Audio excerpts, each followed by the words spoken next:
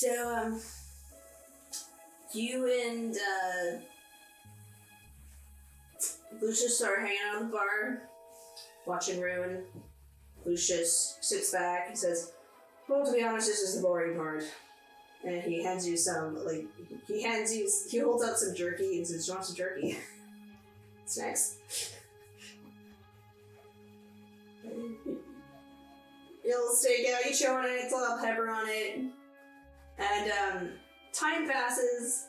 Eventually there's this drunken human woman who stumbles out of the bar, and you can see from your vantage point that Rune is talking to her, so make a perception check to hear. Perception. There'll be no pluses. And I got a 2. I heard nothing but the of the noise of the tavern. I got a 2. There's no pluses. My passive wisdom, or wait. Oh, never mind. My perception is +3. 5. So what happens is you're trying to listen, and what happens is Lucius he grabs your arm and nods towards like this there's this other side, so the lodge has really like large windows, and he points to one like in the A-frame, so he points to one, and you guys kind of go over to that window. He rolled a 15, so he pulls you over there, and you lean against the glass and kind of crack it open a bit, and you hear basically this woman who's gushing over Rune, and she says, "Oh, Rune, you're always so dashing," and he says, "Well, I'm just doing my job, ma'am. You're so kind to walk me home. Oh, this is so kind. And I thought you had work tonight." And he says, "Oh, well, I was able to have someone cover for me." And make an insight check.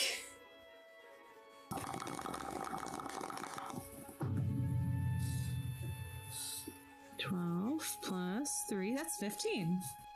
He is... There is not a straight bone in this man's body. He's just like...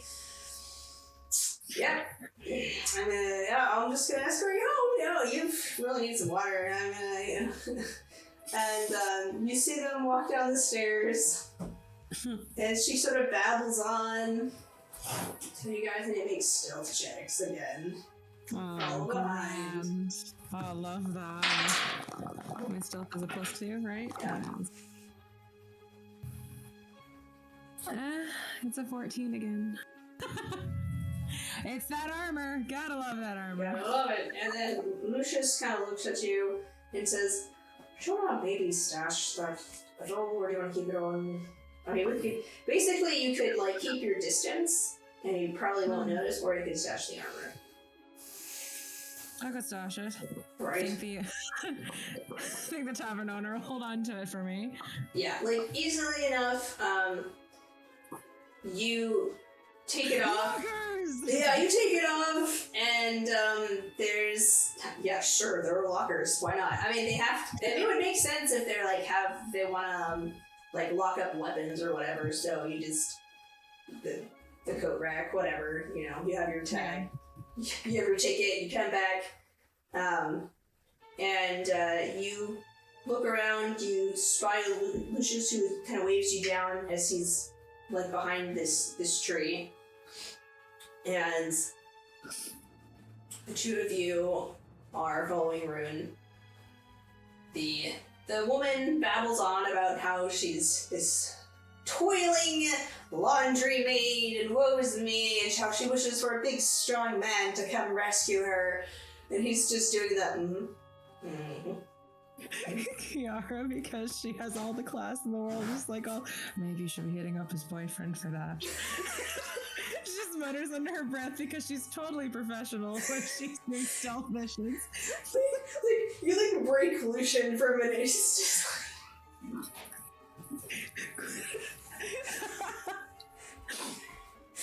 he just looks at you and he's just he does that and she just says She loves going on missions. So you follow him like through town, going stealthing along, and you come and just tuck behind this. I won't say the stump this time. The two of you squat behind this stump, and you hear the woman. You can see Rune like just like prying her arm off, like finger by finger, and she's just like, "Oh, I could use the company," and he's just like, "Well," and she like he kind of lets her like stand, and she can like barely even walk 2 steps, and he's like, "Yeah, I should probably make sure you don't fall over." And she says, "Oh, you could do so much more for me." And she kind of just like flops onto him, and he just kind of picks her up and he says, "Toria, I think you should lie down." And you see him. Look, you have a runner carpet. Just lay down right there. I think you should lie down. And so it's at this point you need to do perception to try to find another advantage point. Oh, he's having a rough night. Yeah. And that is a 11 plus perception, right? Yeah. 3? Yeah, that's 14. Oh, I mean, like, with the two of you, I mean, it's a house, you kind of just sort of like, alright, you kind of go around. Trees! You look at, from this side, you can actually, like, see him, like, through the window as he turns right, and then you go to the right side of the house. And there's this other window that has just a little bit of the curtains parted. You kind of, like, peek through it. Mm-hmm. And, make a stealth check. 2. Oh, grand. Because you're by the window. Nat 20! Oh, yeah. Oh my gosh. Oh, yeah, shed the armor and immediately... Yeah, the two of you go on either side of the window, kind of like just peer through that little like crack between the curtain and the glass. You can see her just... chameleons. Yeah, you see her just like flailing around and being fussy drunk, and it's embarrassing. It's very sad. She like doesn't want him to leave, and at one point she has to barf, and he like luckily gets the watchman over in time, and it's just a mess, and just you feel secondhand embarrassment, and then she cries, and Rune just grabs her by the shoulders, and make a perception check. Oh,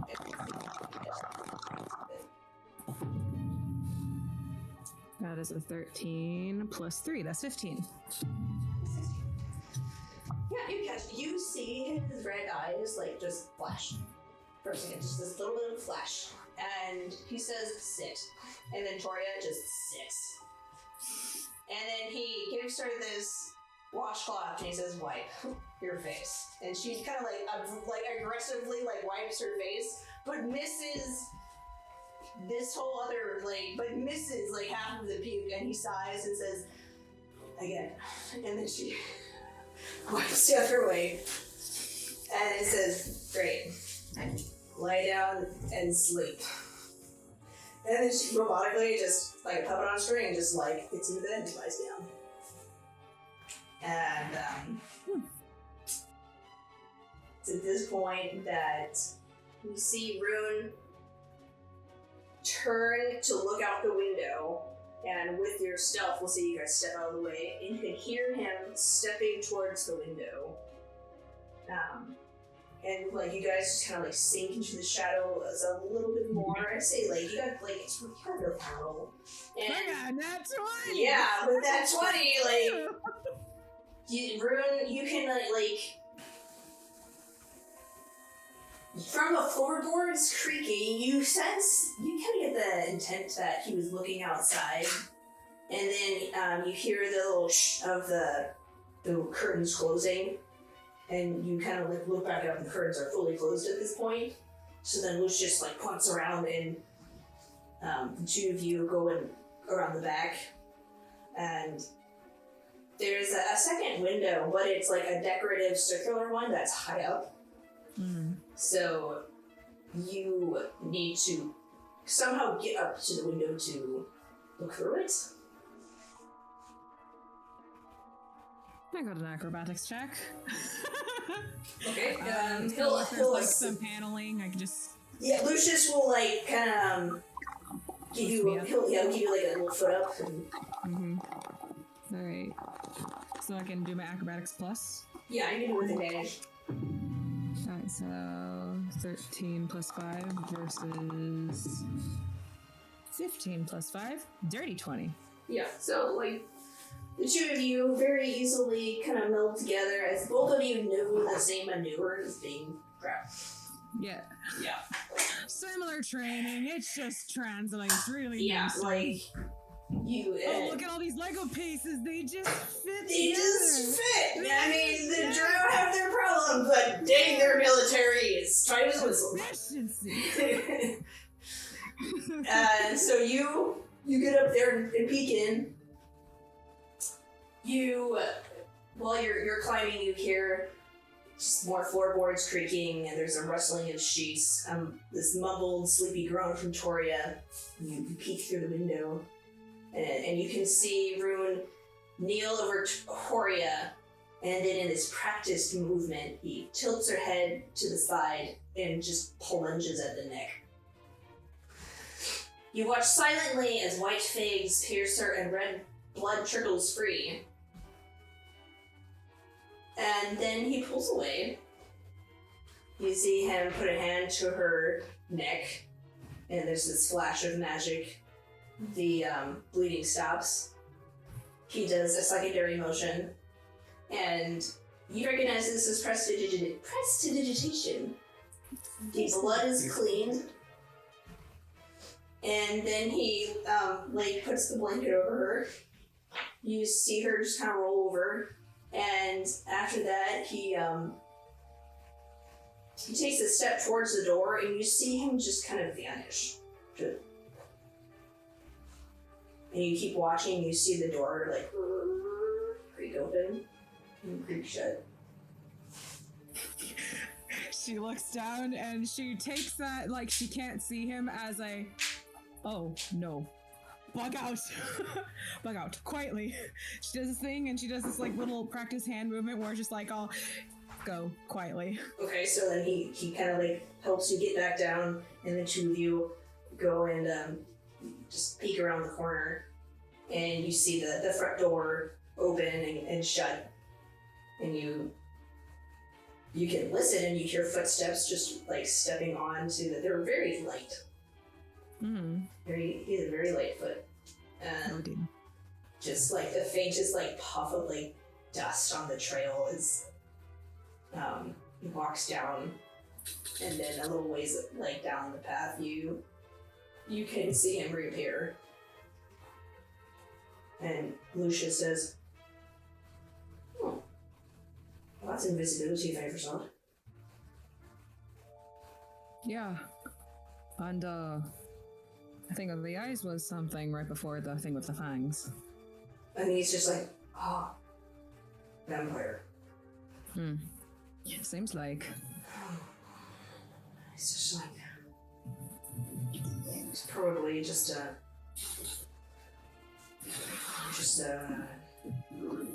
can't be over a century. He's probably a young vampire. And we'll go to Keyanthi and Eravan. So. Yeah, the two of you are taking Oreadr over to I guess a new lodging place. You can't stay here anymore. You can't go home and you can't stay here. It's great. So Eravan looks at you and he says, "Well, where should we take him? Do you think the Arnolds would be okay with him there, or?" Honestly, as long as he remains blissfully unconscious, we should be okay. But I'm a little... can I look at him to see how injured he is? Yeah, you can do a medicine check. Oreadr and Eravan. I'm looking at them both, being like, all right, what's the damage? Yeah, just gonna invest check. All right, 1 sec. All right. I don't have to be smart. I just have to roll well. Okay. I got a 10. Eravan's just a little bruised. Okay. Oreadr is also bruised. He's just Considering, like, we've been flung across a bar. yeah, like he's Well, definitely gonna like feel that in the morning. good. Deserves it. And he's got some like real nasty bruises, but you don't think anything's broken. Okay. And he's just like, it's just dead weight in your arms. Okay. All right then. Okay, now that I've done my assessment, Keyanthi is gonna be like, well, hopefully they're close enough by here. Let's go take them that way and see what works out then. Yeah, so are you taking him back to the Arnolds, or? Yeah, to the Arnolds. And along the way, if we can we stop and rest and put Oreadr down? Yeah. Like rest him on a tree stump or something? Yeah, you walk along the way, there are a number of tree stumps, like just on the path, onto the side. Because they cleared out. We're gonna put him down on one. Yeah, you just gotta flop him over on one. Alright, and then Keyanthi is gonna look at Eravan and see the bruises and be like, oh, I bet that wasn't very fun. She's gonna go up to him with her hands raised ready to give him a healing spell. Okay, let's see if he can maintain his composure. Yeah, there we go. That's what I'm going for. Yeah. Oh, he did pretty good. Hey, you see him holding his. I'm giving him a check just to get a closer look, right? Yeah, she's checking him, and he's standing pretty still, and there's a moment where your eyes meet, and you're just. What color are his eyes? They're brown. They're like a rich brown yeah. with little honey colors in it. Oh, that's nice. Okay. So Keyanthi, she maybe her smile turns up a little bit. And then she'll suddenly she'll frown and just kinda oh, well, thankfully you're okay, and then just kinda get back. Because I imagine that his eyes are a lot like Tarina's eyes, and so that's what Tarina had green eyes. Okay, then I lied. Just knowing the fact that they are siblings. Okay. Yeah, you look at him because of the sibling relationship with Tarina. Yeah. You look at him, and he has dashing eyes, and the wind caresses his hair, and you see just there's this little hint of a smile as you look at him, and you recognize that as an expression that Tarina would have. There you go. Okay. With a little crooked smirk. Okay. Yeah, so Keyanthi is just having a decent time, just watching, and then she sees that and just this heavy guilt is just oh, I should probably just not cause him any more trouble and walk away. That's great. And that's all I want to do. You don't see it, but he reaches out to you, and the sample. There's just that shot where he reaches out and he says, "Yeah, I'm okay." And there's this moment where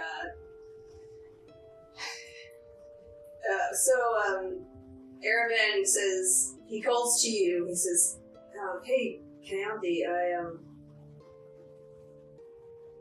I wanted to talk to you about something," and you see him just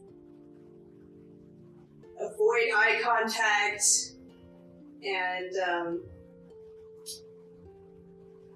he looks in your eyes and he says, I just and all of a sudden Oreadr pops up and he breaks out its neck, And he says, Yeah. baby sis, I wrote a song for you. And then he's like small and simple, copper penny, away and hit the ground. Swept by winds and under porches, no one wanted that penny anyway. He heaves this great drunken sigh. Little Julie, not so little anymore, has a mean punch. We're gonna run up to him, we're gonna run up to Oreadr, put hands on his mouth, be like, that's enough for you, that's enough today. Good heavens, when did you come up with that? That's so talented. He's so strange. Just enough sugar for you, sweetheart. And Eravan kind of fishes through Oreadr's pockets and gives you the lyrics, and he says, "You're actually pretty sweet." And Okay.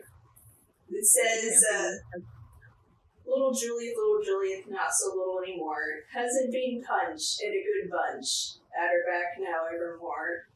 Little penny, smudged and dull and dusty gray, watched and waited for a new chance, but it never got it anyway.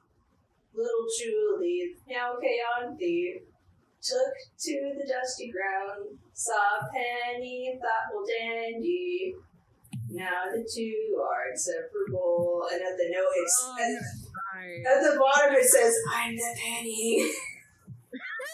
He was scribbling this while he was passed out on the couch while I was life or death, dodging the chandelier. He toppled over another person who was fighting, and then was just like, oh, I have an idea. Can I borrow your napkin? He's one of those drunk philosophers that's just oh yes, I know.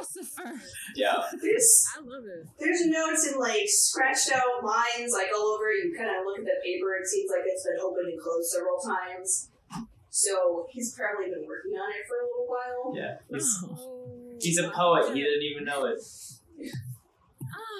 My heart. Oh. So now we're going to get him a nice babysitter. Okay, so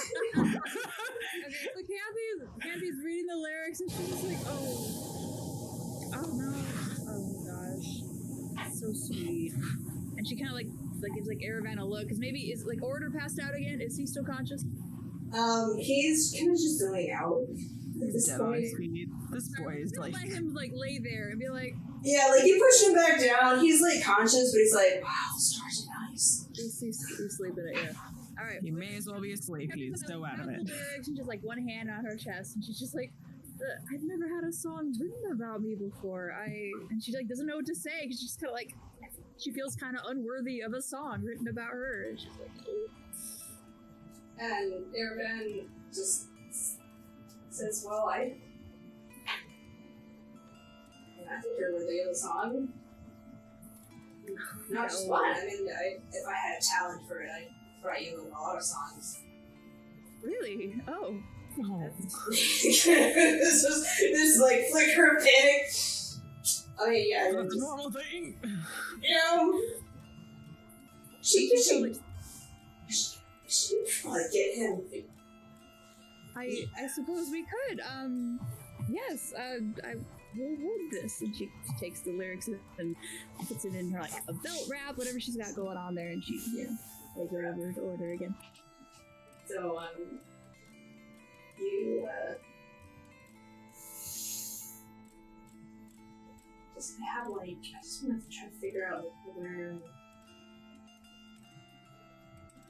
Okay, we can do that. Alright, so you kind of shoulder Oreadr again, and he's walking more at this point. And he's guiding him down the path now.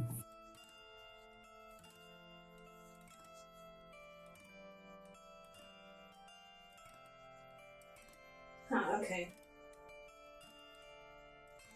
After walking, Eravan says, it's pretty nice here.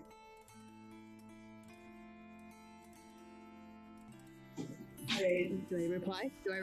Yeah, you can reply. Okay, I'll reply. I wasn't sure. It was a very long pause. Yeah, Keyanthi would just be it is nice, and it feels unique almost compared to all the bustling places I've been before. Reminds me a bit of the monastery where I trained. Did you train for long? Okay. I gotta be honest, I don't remember. It was probably like a couple years if you think about it, yeah? Yeah, it was like... 2, 3? Yeah, like at most 5. Okay, so like 2 or 3, but for like the life of an elf, it's like, boop. So it's just like, oh, not long at all, but I trained really hard, and what I really enjoyed was just, I don't know, the camaraderie. Everyone was there for each other. It was nice. Yeah, I feel like that's kind of how people are here. It's like I don't really know exactly what that's like. It's just like, well, suffice to say, childhood wasn't exactly great. And I'm sure you know, like, you were raised by, like, upper class elves. And there's always so much more going on than even I would even realize. I feel as though I just kind of missed everything. Well, it's weird when you're... Yeah, I know what you mean. He kind of like hesitates and is like, yeah, her dad was... It's clear that it's like hard to talk about it, but like he wants to talk about it. It's like... Keyanti's gonna do that thing again where she like looks and listens and nods and a little encouraging. Yeah, dad, father. Can we call him father? Well, I don't know about you, or if this is normal in elven culture, but he kind of looked at myself and my siblings like he would some trained animal. Like, he was assessing us for some sort of grand purpose. Not like people here look at their kids. I guess I always figured it was so we could become the grand prodigy druids that he so desperately wanted us to be. So you had pressure then? Immense. Home was, he's like, you see him think, and he's just like, do you know what it's like to kind of be raised by a sibling and not a mom? Very much so. To be honest, I don't have much dealings with my actual parents. I mostly was there with my sister and my older brother, my other older brother. But even then, it was just, I was a baby the whole time, even when they were all grown up. Yeah, it's like mom was,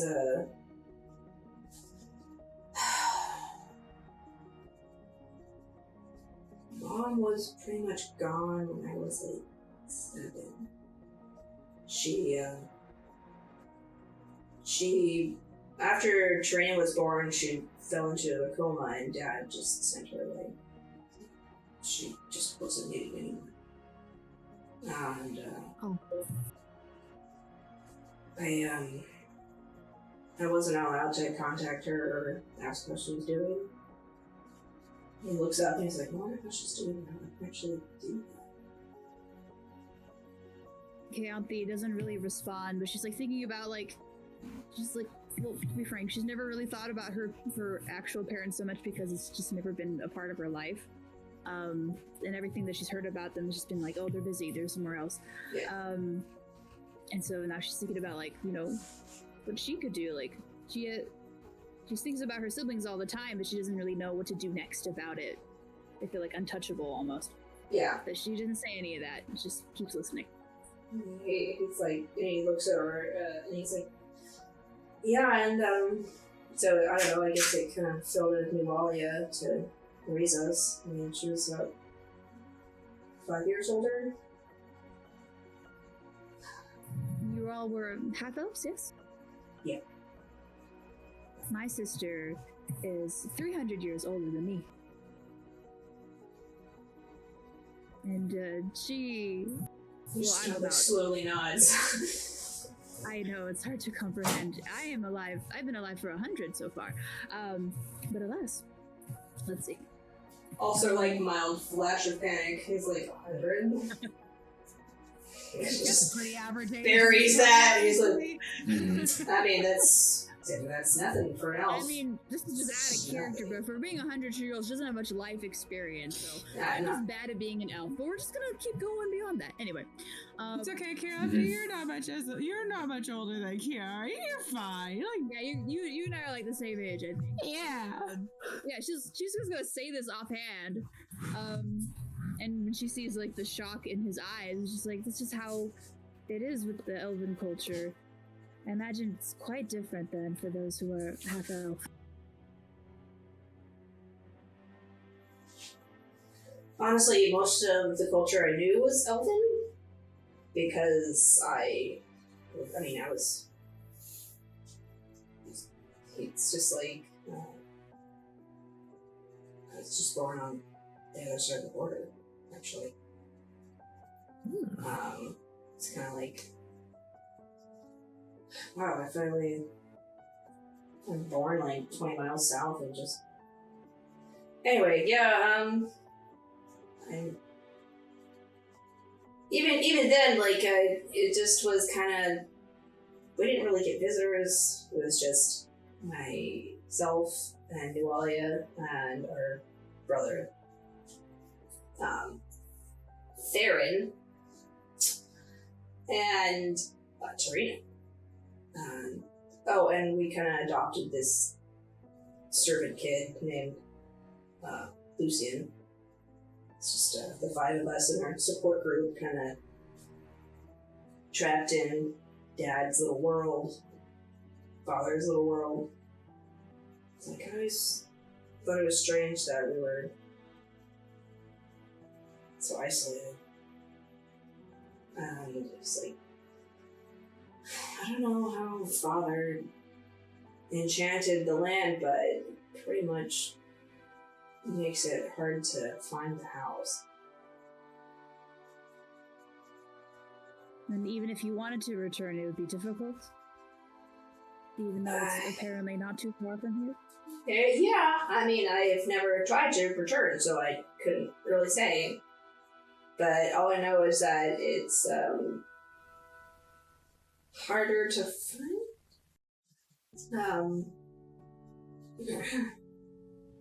I know how you feel. The knowledge that your home is there, but also it's nowhere you want to be. I understand how that is. Yeah. And, kind of pauses and it's just like, I don't know, at this point you're at the RNL Helps, and, you see Ellie and Jade, walking up, and, Jade says, "Oh, do we have another guest?" Oh, yeah, these are my friends. And I introduced them, and it's like, this is Eravan, and this is Keyanthi. They came with me and Luna. The one sleeping is called drunk. Oh, yeah. Sorry.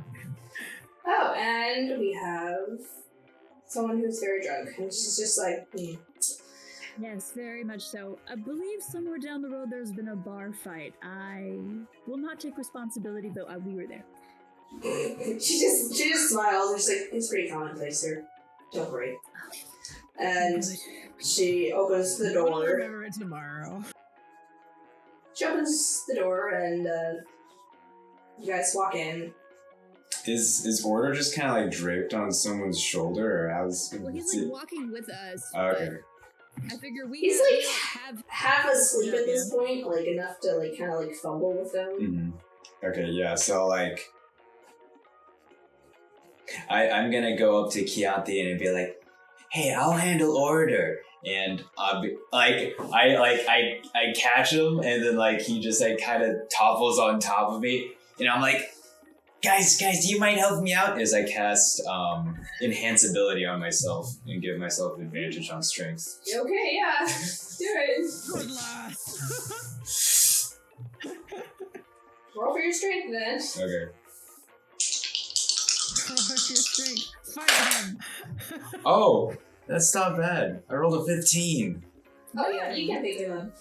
You can definitely just pick him up. It's like awkward because you're shorter than him, so like you try to like hold him over your shoulder, but remember how we made canonically he has like a very broad shoulders? Yep. So what you do is you wind up just princess carrying him. Whoa! Yes.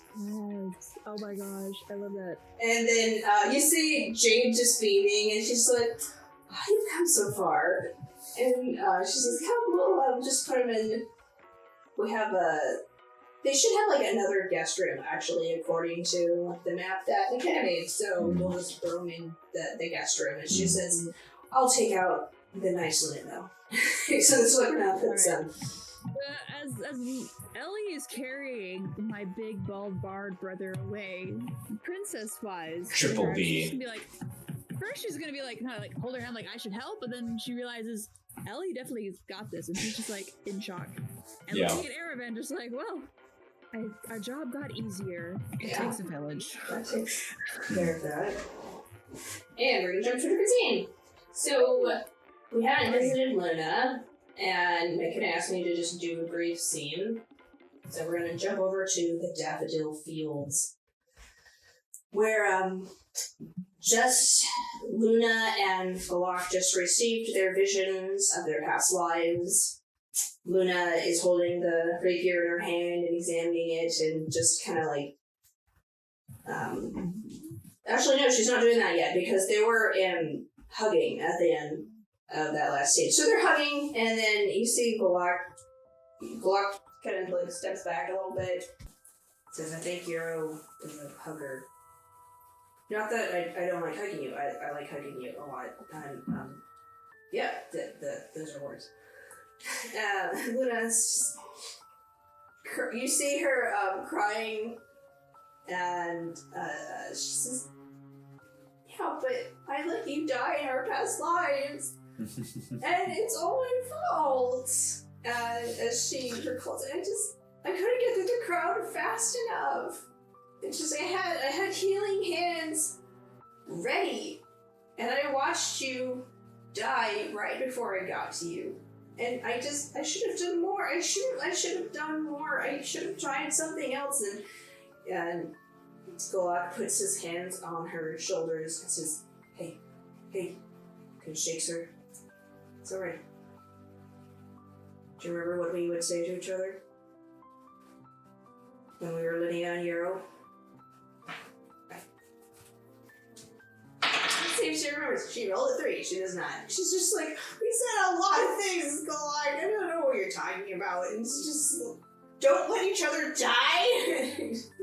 He's like, no, we said we'd always find each other.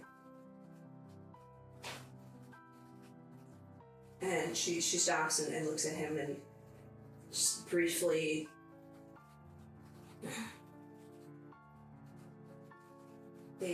she kind of considers that, and he says, I don't want you to dwell on stuff that's in the past. Can't change none of that. We're just gonna let it go. It's okay. I don't want you to be caught up in the past, and especially when we found each other again. So let's just look forward to our future together.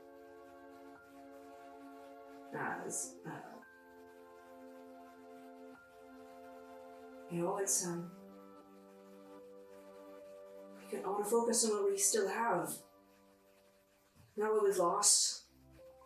What we have is, he turns this bright shade of purple, and he says, our love. She says, aw, love you too. And then they kind of share a little moment, put their heads together. And he says, "Oh, this is..." It kind of looks more embarrassed. It's gonna be kind of silly, but I kept one of the socks you left behind. And she's like, "What?" "I mean, I washed it. It's not gonna keep your dirty sock. I'm gonna wash it. Okay? And I held on to it, because it's a little blue one, but, the lace that your dad always wants to get you." And she's like, "Oh yeah, Dad always wants to get me those imported socks." And he's like, "We had a discussion about this, okay, Ken and I." And he's like, "Well, the thing is, I held on to it because I feel like you've grounded me your whole life. And having your wee sock with me just kind of grounded me a bit." She's like, "Oh, that's weird, but also very sweet." And he's like, "Well, I also put things in it that you left behind, like these hair ties that I actually think are pretty useful, and you always get married to use them." And he ties up his own long hair, and he says, "I think I can get used to these." She's like, "It comes from a rubber tree." And she's like, "Focus, man." It's okay.